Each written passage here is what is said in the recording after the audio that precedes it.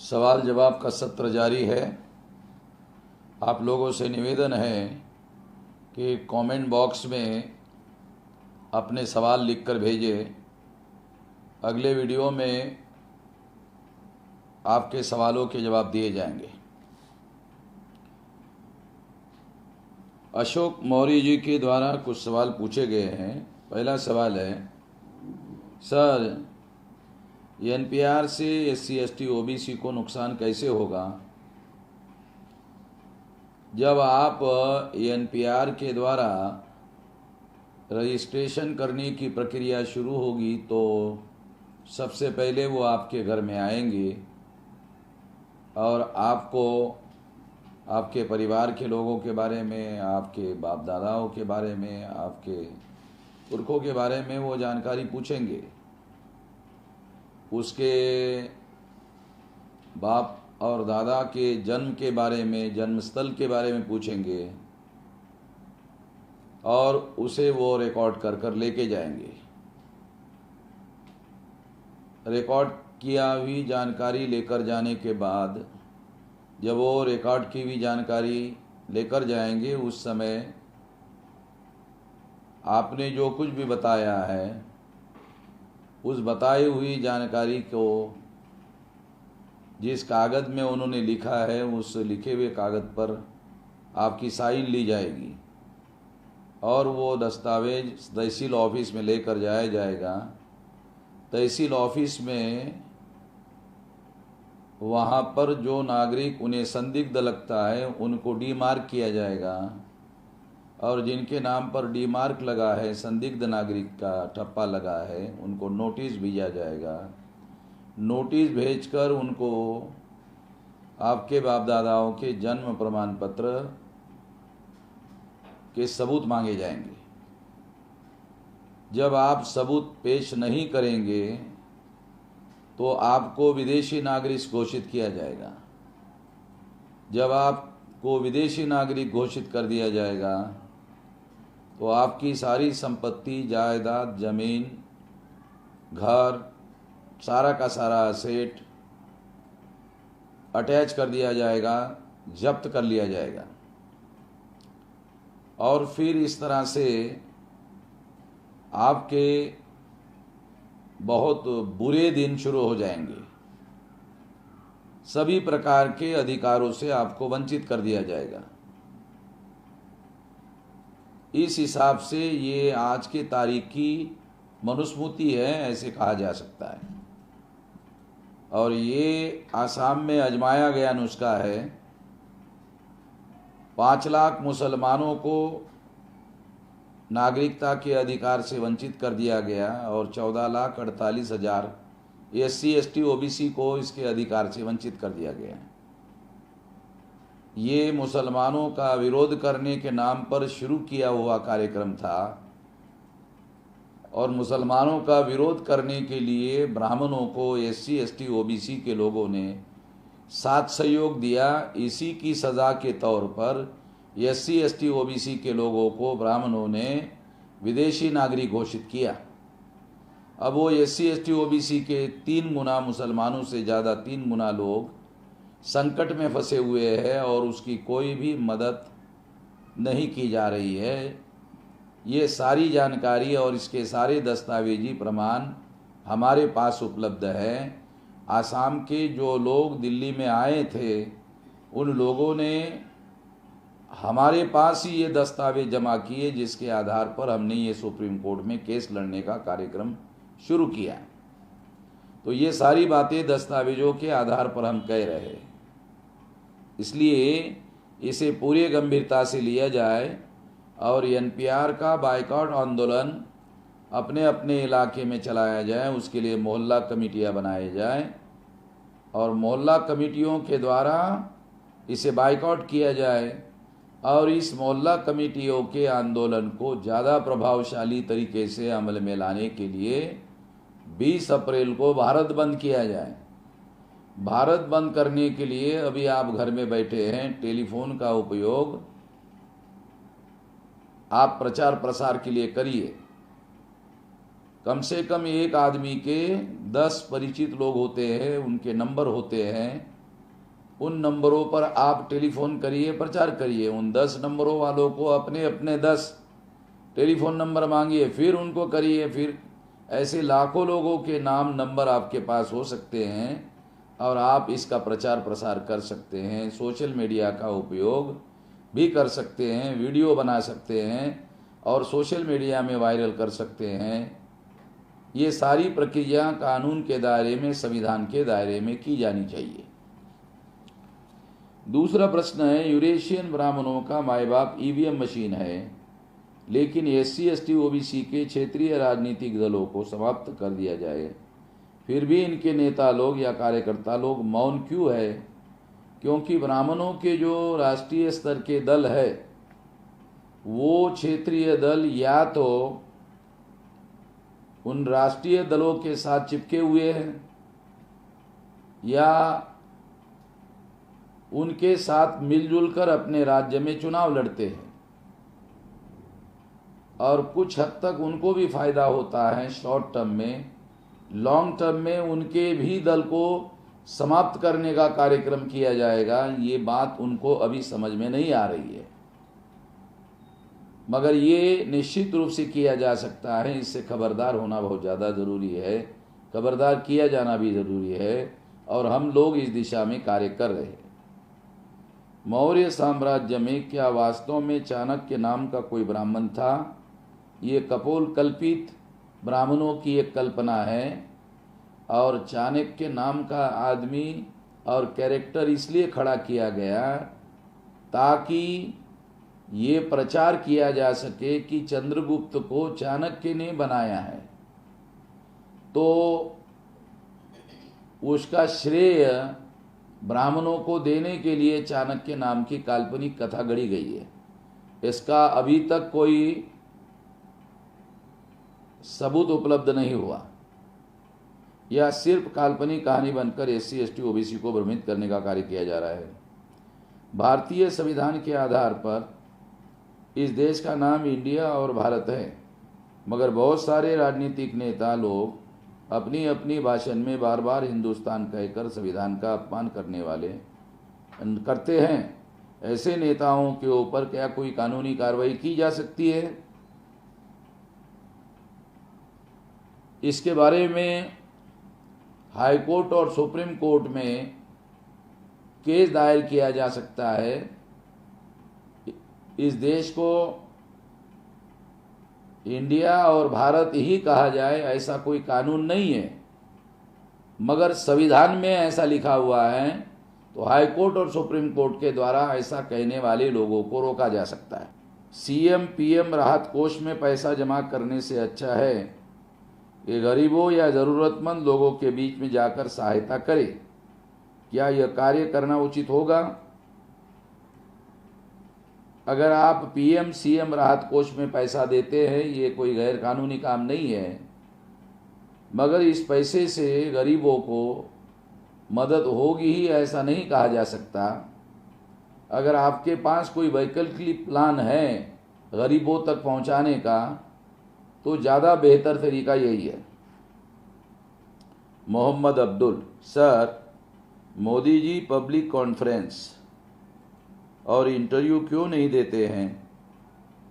क्या पब्लिक को इंटरव्यू के लिए मजबूर किया जा सकता है?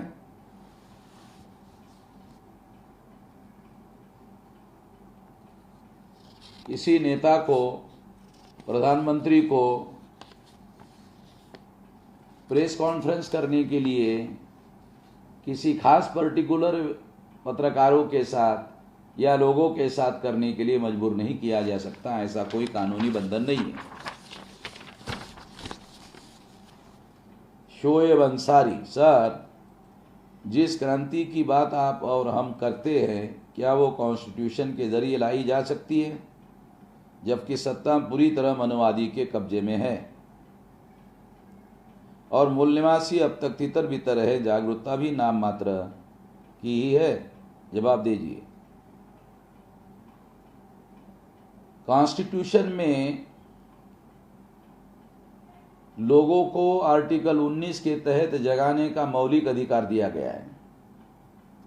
अगर आप इसके द्वारा ज़्यादा से ज़्यादा संख्या में लोगों को जगाकर जन आंदोलन खड़ा करते हैं तो जन आंदोलन के द्वारा इस तरह के बड़े परिवर्तन को लाया जा सकता है।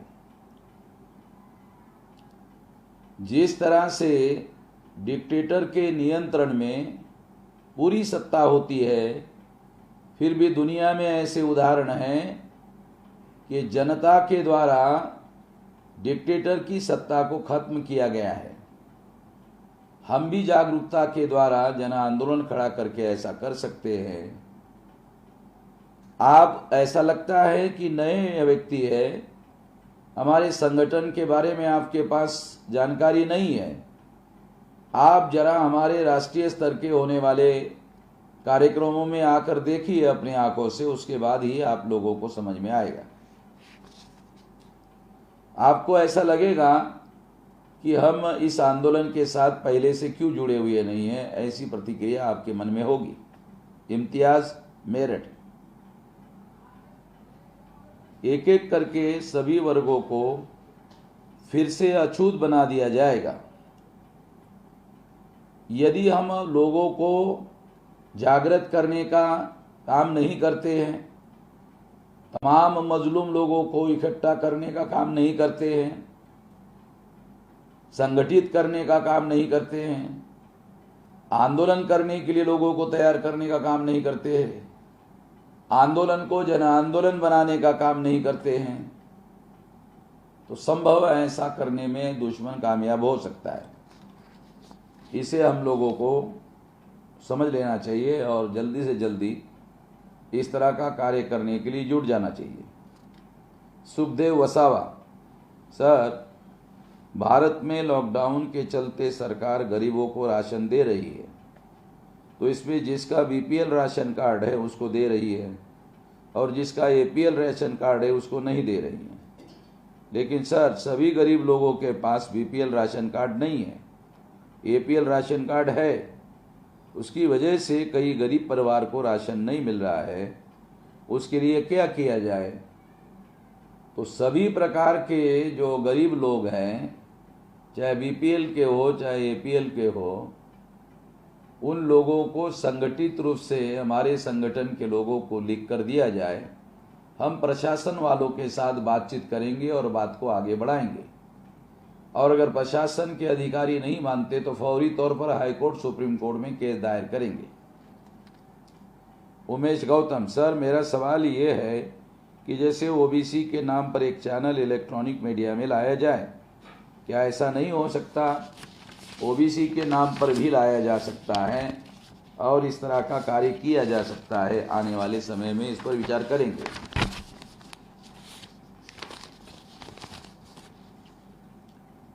शीतल पाटेकर ध्रुवे। सर जी, न्यूज़ आई है कि मरकज़ के लोगों की वजह से 400 लोगों को कोरोना हुआ है और वह से 1860 लोग भी गायब हैं। प्लीज़ ज़रा रोशनी डालें। ये सारी मीडिया की खबरें हैं और सारी मीडिया की खबरें सही है ऐसा नहीं कहा जा सकता। भारत सरकार के द्वारा ये आंकड़ा घोषित नहीं किया गया है, इसलिए ये संदिग्ध आंकड़ा है ऐसा कहा जा सकता है। अमोल लंगारी।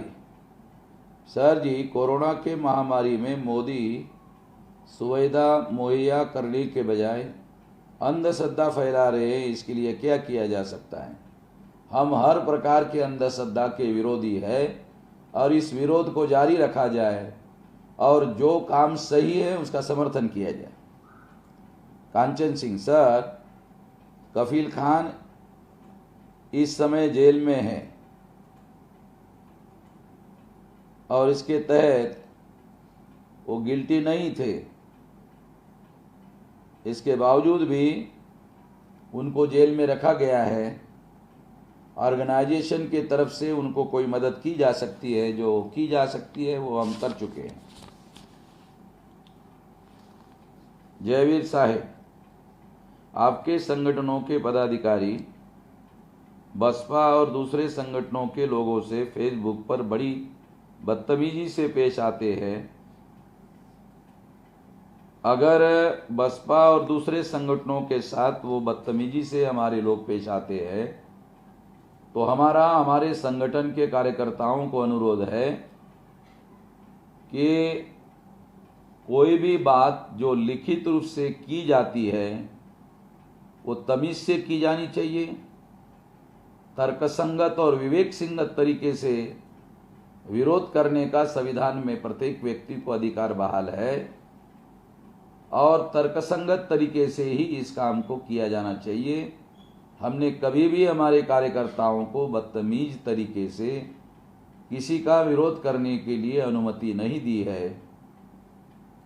अगर वास्तव में वो हमारे लोग हैं, हमारे संगठन के लोग हैं, तो उन संगठनों के कार्यकर्ताओं को चाहिए, हमारे संगठनों के कार्यकर्ताओं को चाहिए कि वो तर्कसंगत और विवेक संगत तरीके से विरोध करने का अधिकार उनके पास सुरक्षित है।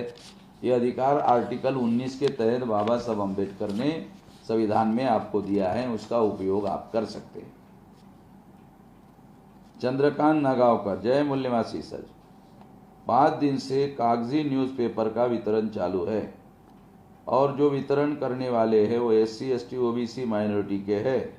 वो कम से कम 4 गांव में घूमते हैं। अगर इनमें से किसी को या फिर इनकी वजह से अगर किसी गांव के लोगों को कोरोना का संक्रमण होता है तो इसका जिम्मेदार कौन होगा? निश्चित रूप से ये सारी खबरदारी लेना प्रशासन की जिम्मेदारी है और प्रशासन की जिम्मेदारी इसको मानते हुए प्रशासन को सतर्क किया जाना चाहिए। प्रशासन जिसने न्यूज़पेपर को आपातकाल में भी छूट दी है या फिर वो निश्चित रूप से प्रशासन इसके जिम्मेदार माना जाएगा और प्रशासन को सतर्क होकर ये काम करने के लिए वितरण करने की जिम्मेदारी दी जानी चाहिए।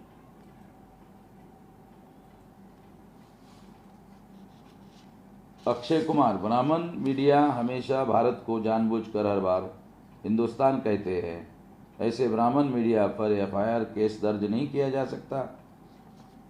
FIR करने के लिए कोई न कोई कानून होना चाहिए, ऐसा कोई कानून नहीं है। संविधान का आर्टिकल है, इसके तहत हाई कोर्ट सुप्रीम कोर्ट में केस दायर कर सकते हैं। मुकेश मूल निवासी, सुभाष चंद्र बोस का नारा तुम मुझे खून दो मैं तुम्हें आज़ादी दूंगा किस संदर्भ में कहा था? ये सिंगापुर के रेडियो पर जो आज़ाद हिंद फौज उन्होंने बनाई थी, वो फौज के लोगों को प्रोत्साहित करने के लिए, उत्साहित करने के लिए ये नारा लगाया था ताकि सिंगापुर के द्वारा वहाँ से आज़ाद हिंद फौज के लोग भारत में घुस सके और भारत के लोग उनको साथ सहयोग कर सके। क्या हमारे खून के वारिस को आज़ादी के आंदोलन में नहीं लगा सकते? निश्चित रूप से लगा सकते हैं, मगर संविधान के दायरे में रहकर ही इस आंदोलन को चलाना चाहिए। सुनील कश्यप, विदेशी ब्राह्मण सोशल मीडिया पर पोस्ट पर गाली गलौज दे तो उनके लिए क्या किया जा सकता है? कानूनी दायरे में रहकर कार्रवाई कर सकते हैं। उन्हें भी गाली दिया जाए, गाली देना सही नहीं है। या कानूनी लड़ाई लड़ी जा सकती है, कानूनी लड़ाई लड़ी जा सकती है, यदि है तो कैसे? दूसरी बात, यदि विदेशी ब्राह्मण किसी दूसरे प्रदेश का हो तो उनके लिए क्या और किया जा सकता है? कानूनी लड़ाई भारत में किसी भी राज्य में लड़ी जा सकती है। अरविंद भालाधरे,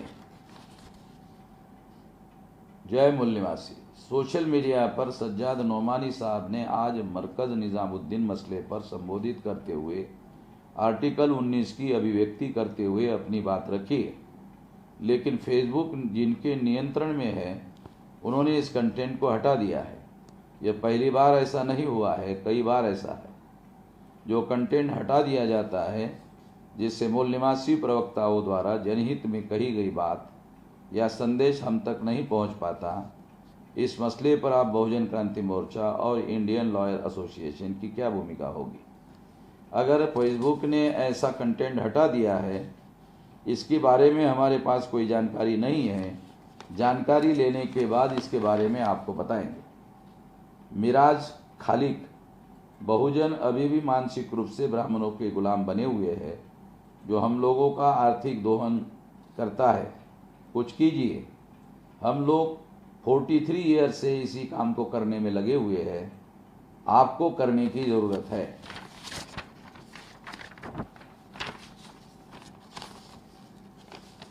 विक्रम सिंह, सर मैं चाहता हूं कि आप पासी समाज के बारे में कुछ कहिए। पासी ज़्यादातर उत्तर प्रदेश, मध्य प्रदेश, उत्तर प्रदेश और बिहार और झारखंड और कुछ हद तक बंगाल में पाए जाते हैं। दूसरा, पासी जाति के जो लोग हैं वो नाग लोग हैं, नागवंशी लोग हैं। और जो मौर्य साम्राज्य था वो नागवंशी लोगों का ही था। बाद के समय में नागवंशियों को ही हजारों जातियों में ब्राह्मणों के द्वारा बांटा गया है। ये बात हमको समझनी चाहिए और इस बात को आने वाले समय में इस बात का ज़्यादा से ज़्यादा प्रचार करना चाहिए। यश वासनिक, सर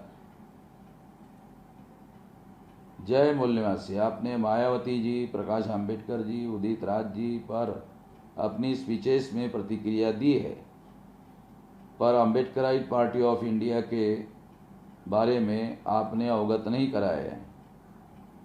कृपया अवगत कराइए।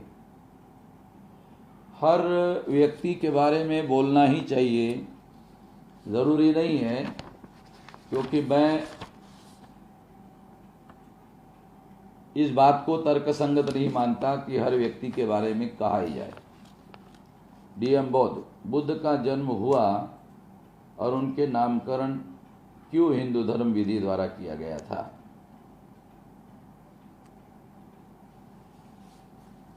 बुद्ध का नामकरण हिंदू धर्म विधि से किया गया ऐसा डीएम बौद्ध जी कहते हैं। ऐसा कोई सबूत उन्होंने पेश नहीं किया है। उनके जन्म के समय में एक ब्राह्मण ऋषि ने कहा कि बौद्ध बड़े होकर सन्यासी बनेंगे। तो क्या ये सच है? ये राशि भविष्य देखने वाला ब्राह्मण था। उसकी बात जन्म के रेफरेंस में आई हुई है। एक बात हम लोगों को समझ में आना चाहिए कि बुद्ध जन्म से बुद्ध नहीं थे। उनका ओरिजिनल नाम जो था वो सिद्धार्थ गौतम था और ज्ञान प्राप्त होने के बाद वो बौद्ध हुए हैं। उनके पहले वो बौद्ध थे ऐसा नहीं कहा जा सकता। अमरजीत यादव साहब जी, अंबेडकर जी द्वारा लिखित हो वर्दी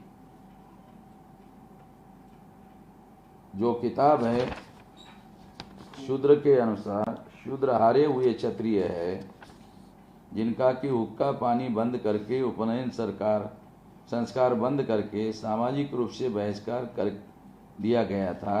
क्या ये बात सही है?